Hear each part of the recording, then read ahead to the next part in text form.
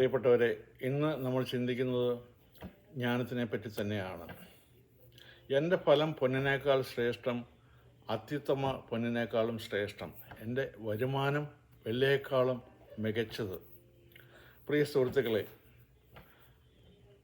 യഥാർത്ഥ സമ്പത്ത് പൊന്നോ വെള്ളിയോ അല്ല, മറിച്ച് ദൈവിക ജ്ഞാനമാണെന്നാണ്.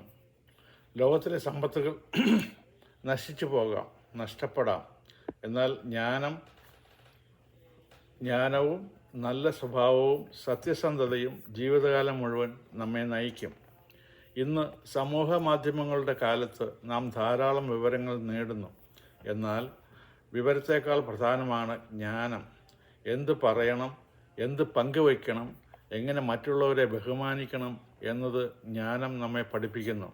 അതുകൊണ്ട് നമുക്ക് പൊന്നിനേക്കാളും വിലയേറിയ ജ്ഞാനം അന്വേഷിക്കാം. ദൈവഭയത്തോടെയും സ്നേഹത്തോടെയും സത്യത്തോടെയും ജീവിക്കുമ്പോൾ നമ്മുടെ ജീവിതം യഥാർത്ഥത്തിൽ സമ്പന്നമാകും. സമ്പത്ത് മനുഷ്യനെ വലിയവനാക്കാം, ജ്ഞാനം മനുഷ്യനെ നല്ലവനാക്കും. നന്ദി.